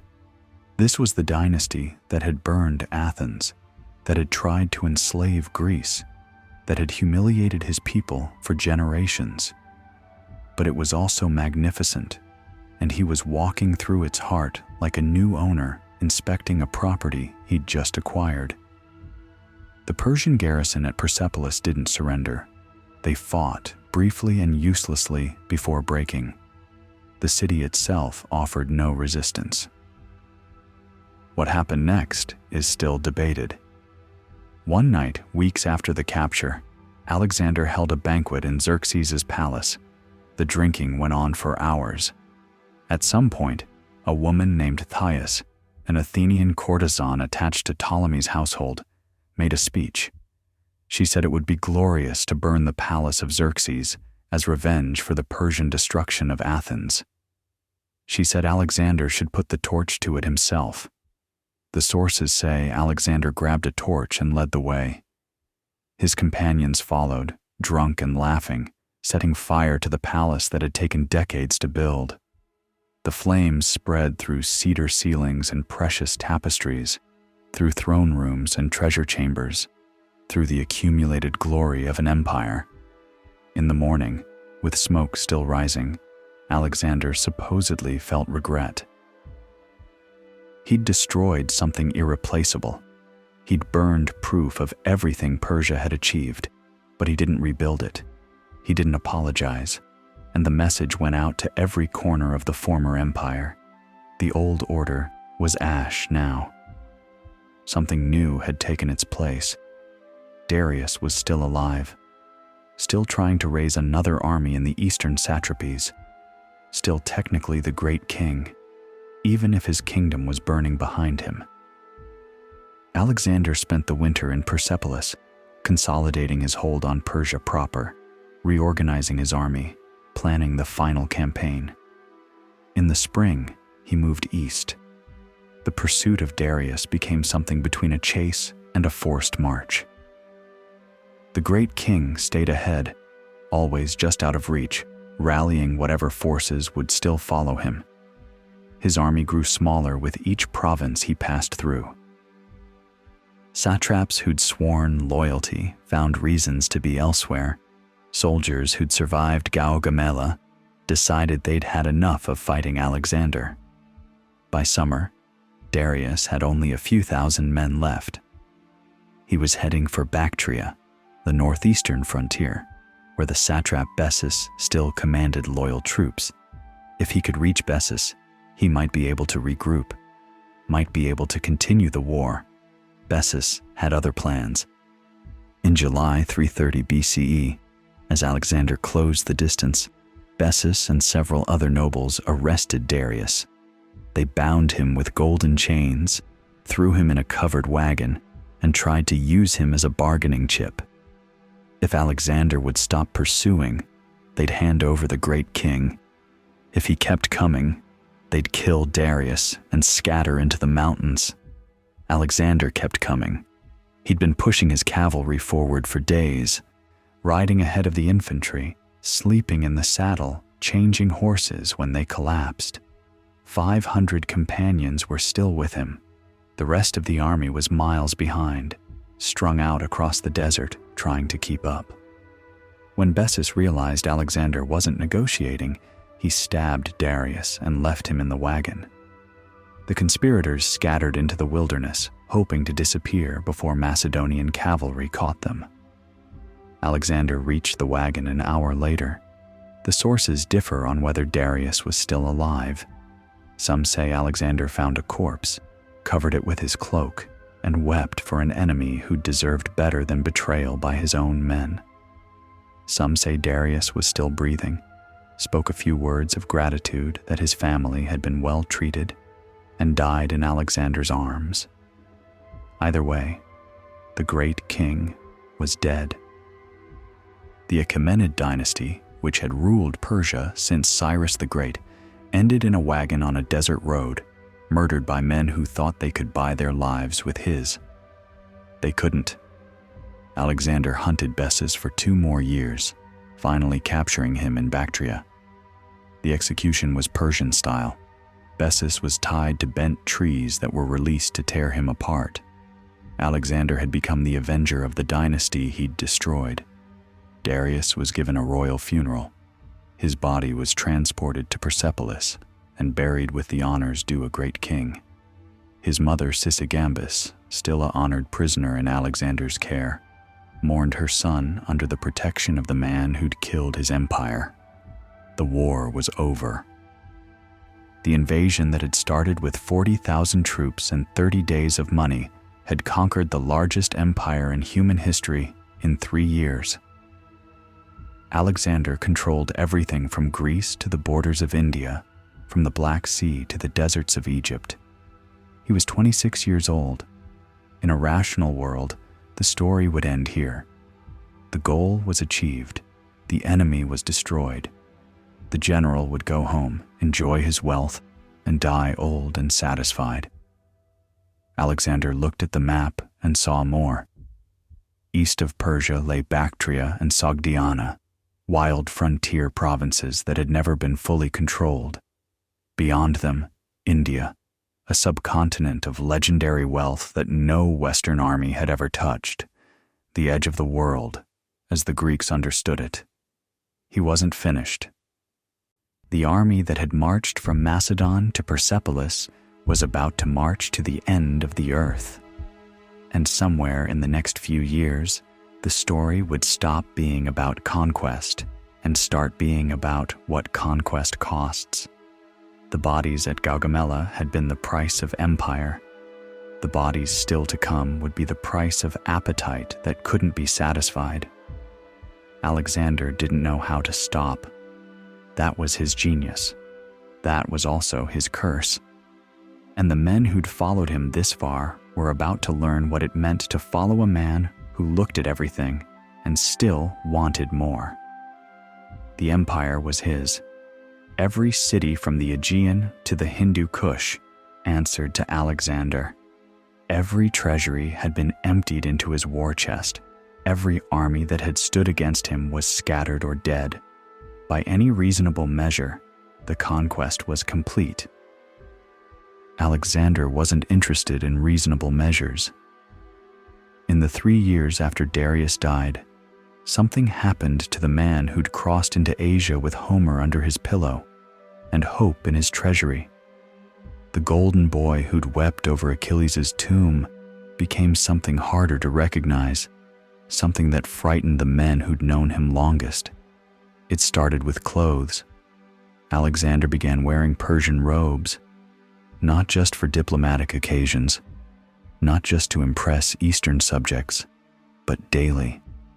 The purple and white of Persian royalty, the upright tiara that Macedonian soldiers associated with the enemy they'd spent years killing. He surrounded himself with Persian courtiers, promoted Persian nobles, married a Persian princess. This wasn't just politics, though politics was part of it.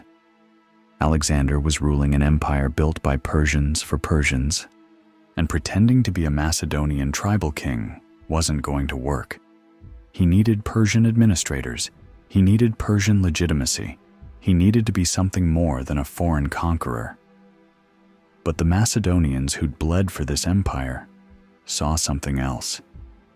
They saw their king dressing like the enemy. They saw him demanding proskynesis, the Persian custom of prostrating before the throne, from men who'd stood beside him at Gaugamela. They saw him filling his court with the same people they'd been killing for years. Parmenion had warned about this. Parmenion had warned about everything, and Alexander had stopped listening to warnings. In 330 BCE, Philotas, Parmenion's son and commander of the companion cavalry, was accused of conspiracy. The evidence was thin, a plot that Philotas had allegedly heard about and failed to report. Torture produced confessions. A trial before the army produced a conviction. Philotas was executed by javelin, his body left for the army to see. That same day, Alexander sent riders to Ecbatana, where Parmenion commanded the garrison and guarded the imperial treasury. The riders carried a letter for Parmenion's second-in-command. The letter ordered Parmenion's death. The old general was reading correspondence in his garden when the killers arrived. He'd served Philip before Alexander was born. He'd commanded the left wing at every major battle. He'd counseled caution at the Granicus, urged acceptance of Darius's peace offers, represented everything Alexander found constraining about the past. They stabbed him while he was still holding the letter that was supposedly from his son. He never got a trial. He never spoke in his defense. He was 70 years old, and he died because his son might have been a traitor, or because Alexander had simply decided that the old ways were too dangerous to keep around. The army accepted it. The army always accepted it. Alexander explained that Philotas was guilty and Parmenion was dangerous, and the men who'd followed both of them nodded and moved on. What else could they do? Mutiny against the most successful general in history? Challenge the king who'd made them rich and powerful beyond anything they'd imagined in Macedon? They swallowed their doubts. They marched east. And they learned that following Alexander now meant following a man who killed his own. Clitus the Black didn't learn fast enough. Samarkand, autumn of 328 BCE. A banquet celebrating one of Alexander's victories over the Sogdian rebels who'd been harrying the army for months. Wine flowing freely, poets singing about Alexander's glory. The usual atmosphere of forced celebration that followed every campaign in these endless Eastern wars. Clitus had been drinking. He'd been drinking more than usual, which was already more than was wise. He was old enough to remember Philip's campaigns, old enough to have served the father before the son, old enough to resent the way Alexander had started taking credit for everything the Macedonian army had built over generations. And he was angry. Angry about friends who'd been executed, angry about the Persian clothes and the Persian courtiers, and the demand that Macedonian soldiers prostrate themselves like slaves. Angry about an army that kept marching further from home while the king dressed like the enemy and called himself a god. Someone recited a poem mocking Macedonian officers who'd lost a recent skirmish. Clitus took it personally. He started shouting about Philip, about the father who'd actually built this army, about how Alexander owed everything to a dead man and acted like he'd invented warfare from scratch. Alexander shouted back. Guards tried to remove Clitus. Someone took the weapons from the room. Clitus was dragged outside. He came back through another door, still shouting, quoting Euripides now, the line about how generals take credit for the blood their soldiers spill. Alexander grabbed a sarissa from a guard. Clitus was still talking when the spear went through him. The room went silent. Clitus fell. Alexander looked at the body of the man who'd saved his life at the Granicus, the man who'd cut off Spithridates' arm before the blade could fall, and something in him cracked. He locked himself in his tent for 3 days, refused food, refused water, spoke of suicide. His officers had to beg him to come out, to forgive himself, to continue being the king they needed. Eventually, he emerged. The army formally absolved him of wrongdoing. Philosophers were brought in to explain that kings weren't bound by ordinary morality, that Clitus had provoked his own death, that Alexander was blameless. Alexander accepted the absolution. He went back to being king. He never mentioned Clitus again. But something was different now. The men who'd known him longest, the companions who'd ridden beside him since they were boys, they looked at their king and saw a man who'd murdered his oldest friend over a drunken argument, a man who could spend 3 days weeping about it and then move on like it never happened. They still followed him. They followed him into India, across the Indus, into a subcontinent that no Greek army had ever touched. They fought King Porus at the Hydaspes, elephants against cavalry in monsoon rains, one of the hardest battles of the entire campaign. They won because they always won, and Alexander did something unexpected. He gave Porus his kingdom back, the first enemy king he'd ever treated with genuine respect. Maybe he was tired of killing kings. Maybe he recognized something in Porus that he'd never seen in Darius. Maybe he just wanted a loyal client on the frontier instead of another resentful province to garrison. They marched further east, into the rain that fell for weeks without stopping, into jungles full of snakes and diseases that European immune systems had never encountered, into territory where every village was a potential ambush and every river crossing was an engineering project. At the Hyphasis River, the army stopped, not because they were defeated, not because an enemy blocked them. They stopped because they wouldn't go any further. Conus spoke for them, a senior general, respected, one of the heroes of Gaugamela. He stood before Alexander and said what everyone was thinking. "We want to go home.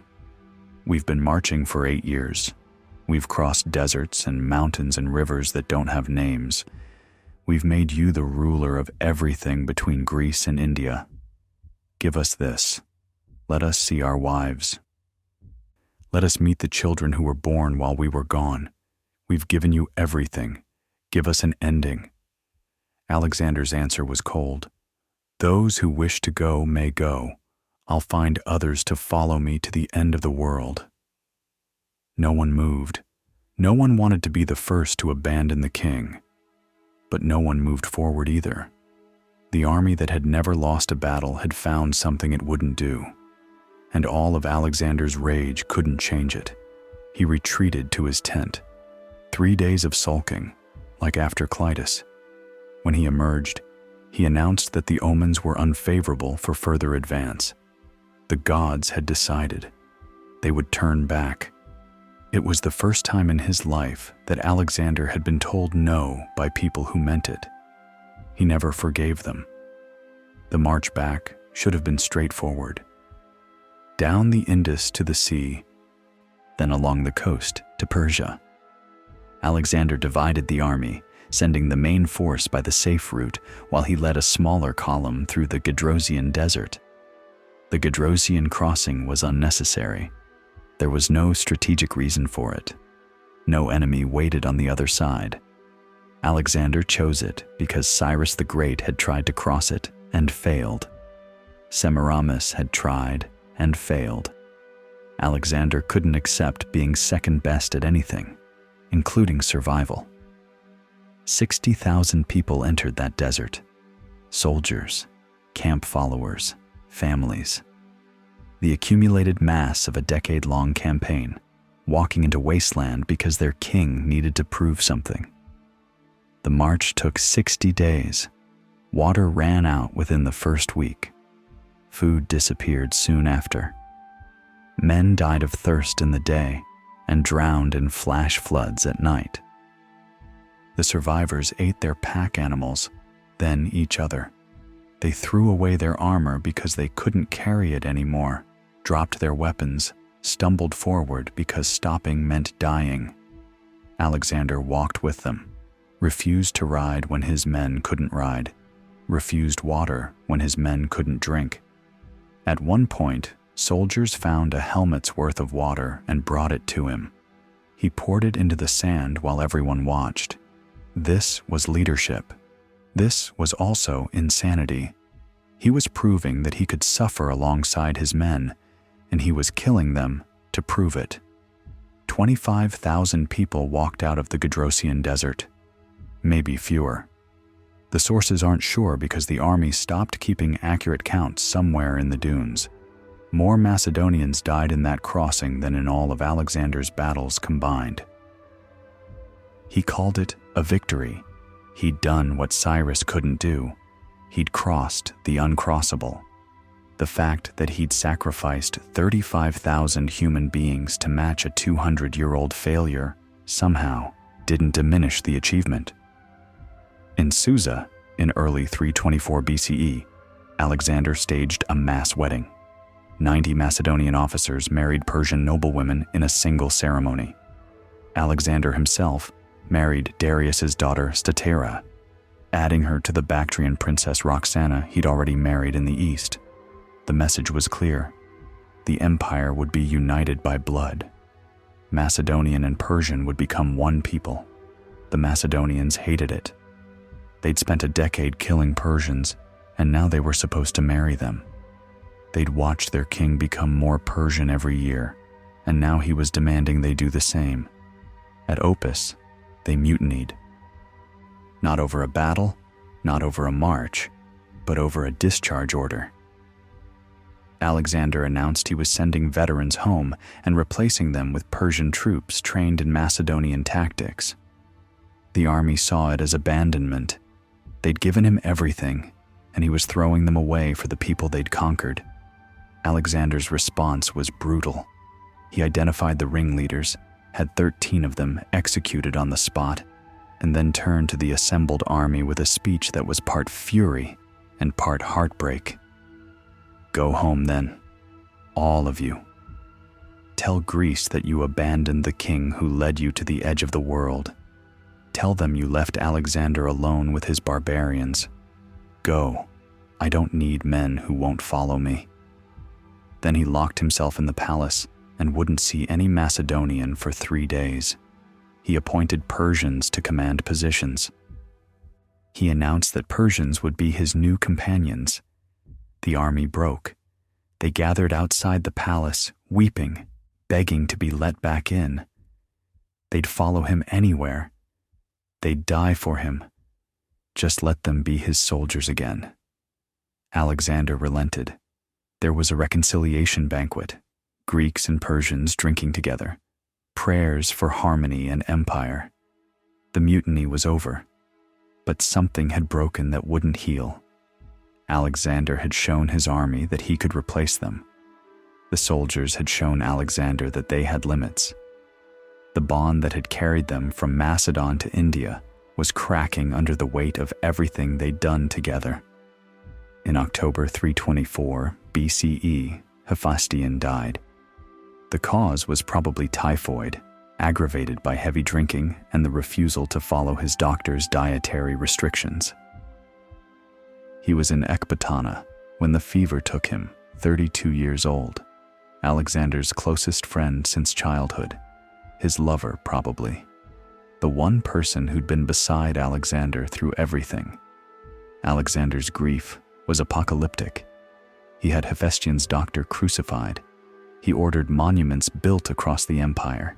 He demanded that Hephaestion be worshipped as a divine hero and threatened war against any Greek city that refused.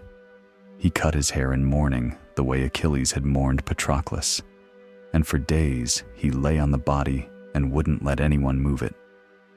This wasn't politics. This wasn't performance. This was a man losing the only person who'd ever seen him clearly and loved him anyway.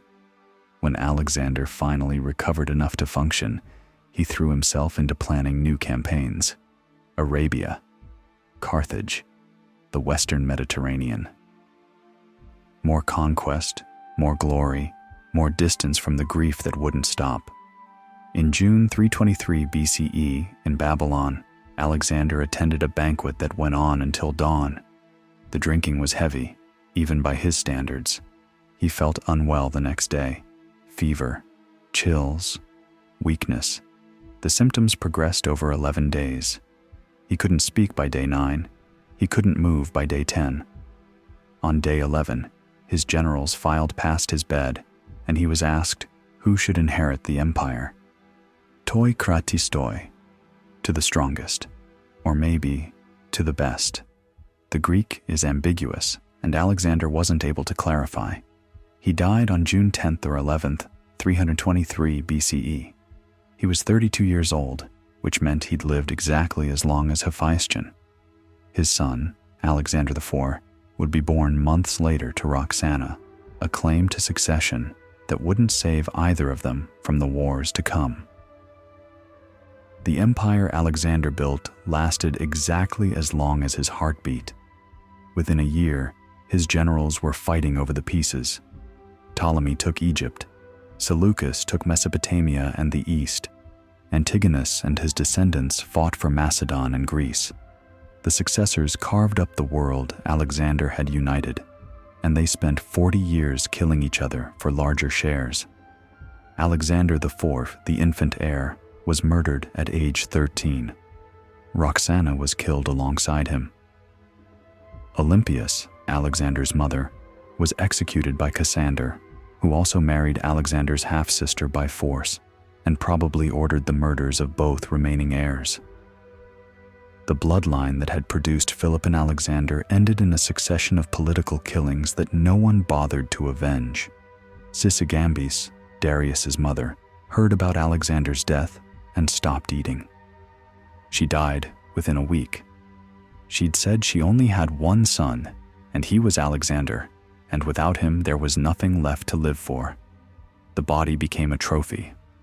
Ptolemy hijacked the funeral procession and took Alexander's corpse to Egypt, where it became the centerpiece of a royal cult in Alexandria.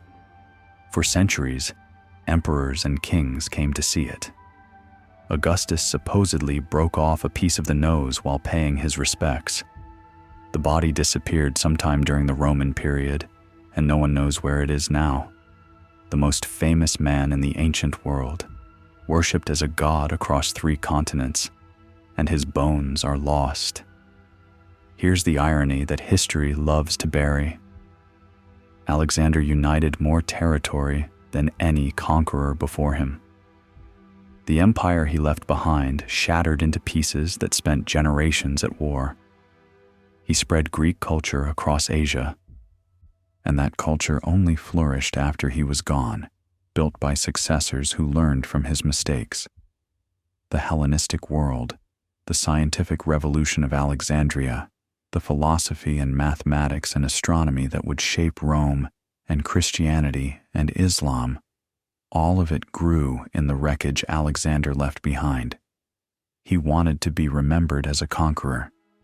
He's remembered as a catalyst. The destruction he caused created space for something new, and that something new outgrew anything he could have imagined. The cities he founded mostly disappeared. Alexandria survived and changed history more than any battle he ever fought. The library, the lighthouse, the center of learning that would make Greek knowledge available to the medieval world. Alexander founded it in a week and never came back. The people who came after built something he wouldn't have recognized. Thebes stayed gone. The 30,000 slaves he created at 20 years old were absorbed into Greek households and forgotten. No one rebuilt the city in his lifetime or for generations after. When it was finally refounded, it was a shadow. 700 years of history erased in a morning, and the man who erased it went on to erase so much more. The count varies depending on who's counting. Conservative modern estimates put Alexander's direct kill count around 750,000. Some historians push it past 1 million.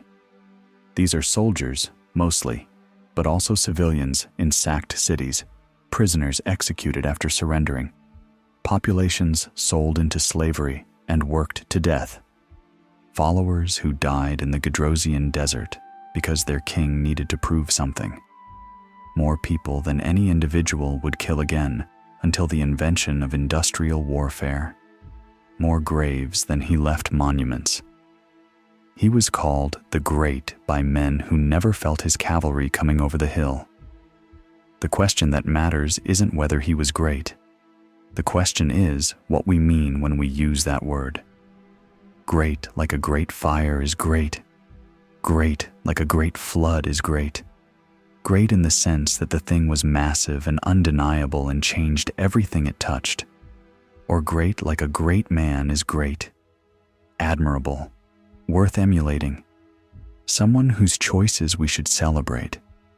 History uses the same word for both, and that's either a failure of language or a confession about what we really value.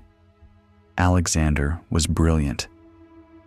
His tactical instincts were genuine. His speed was supernatural. His ability to inspire men to do impossible things was real.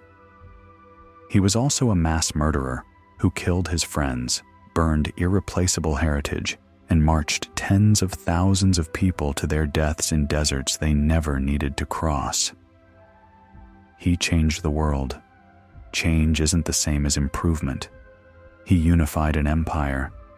Unity isn't the same as peace. He spread Greek culture at sword point, and the culture that emerged was richer for the mixing, but the mixing happened over bodies and ash and the screams of cities that used to exist. He wanted glory. He got it. What he wanted and what he got weren't different. That's the tragedy. Alexander achieved everything he set out to achieve, and the achievement was soaked in blood. The cold open showed you 30,000 people being marched to auction blocks, a city erased, a 20-year-old king watching with the expression of a man doing math. That wasn't the beginning of Alexander's violence. That was the business model. Everything after Thebes was the same calculation applied at different scales. What do I need to destroy to get what I want? How many people have to die for this to work? What's the acceptable cost of glory? Alexander always knew the answers. He always paid the price, and the price was always paid by someone else. When the priests at Siwa told him he was the son of a god, he believed them. Maybe he'd always believed it. Maybe that belief made it easier to treat human lives as acceptable losses in his divine project. Gods don't murder. Gods just shape the world. And if mortals get crushed in the shaping, that's what mortals are for. At Opus, when the army mutinied, one veteran supposedly called out, "You call Zeus your father. What does that make us?" Alexander didn't answer. There wasn't an answer that didn't sound like what it was. The legacy Alexander left was written in 2 languages. There's the legend, the golden conqueror who spread civilization and never lost a battle. That Alexander appears on coins and in movies and in every romanticized biography that treats genius as excuse. Then there's the record, the cities destroyed, the prisoners crucified, the friends murdered over dinner. The army marched into a desert because its king couldn't accept being second best at dying. That Alexander doesn't make it into the statues. History remembers what it wants to remember. It puts the great after names that earned the title in blood and pretends the blood was incidental. It celebrates the achievement and buries the cost. It turns conquerors into heroes and victims into footnotes. But the bodies don't disappear just because we stop counting them. The cities don't rebuild themselves because we decide the destruction was necessary. The families sold into slavery at Thebes and Tyre and Gaza and everywhere else don't stop being real because 2,000 years have made them anonymous. Alexander wanted to live forever. He's gotten his wish. His name is still spoken. His face is still recognized. His story is still told. But the people he killed are forever too. They just don't have names. The Alexander sarcophagus sits in a museum in Istanbul. It's not his sarcophagus. It belonged to a Lebanese king who admired Alexander enough to decorate his coffin with scenes from Alexander's battles. The actual body, the actual tomb, the actual remains of the man who conquered the known world, all of it is gone. The most powerful person in the ancient world, worshipped across 3 continents, and no one knows where his bones are. Some endings don't close, some stories just stop. Alexander stopped at 32. The world he shattered is still trying to figure out what he meant. Maybe that's the only honest legacy. Not a verdict, not a lesson, just a question that won't go away. What do you call a man who changed everything and destroyed everyone in his path? What do you owe to genius when genius comes covered in blood? How do you celebrate achievement without excusing the cost? Alexander couldn't answer those questions. He never had to. He died before the bill came due. The rest of us are still paying it. If you made it this far, you've spent 2 hours with the deadliest conqueror in ancient history. Here's my question. Does knowing the cost change what you call him? Tell me in the comments. And if this is your first time here, subscribe. We've got more uncomfortable history to dig up. The world has been telling Alexander's story for 23 centuries. Conqueror, visionary, God. Now you've heard the other version, the one with the body count. If this changed how you see history's most celebrated killer, do something about it. Hit subscribe. We don't do comfortable history here. We do the version that keeps you up at night. Next time, we're going somewhere even darker. A war that makes Alexander look restrained, an empire that ate itself alive. You'll want to be here for that. Until then, I'm out.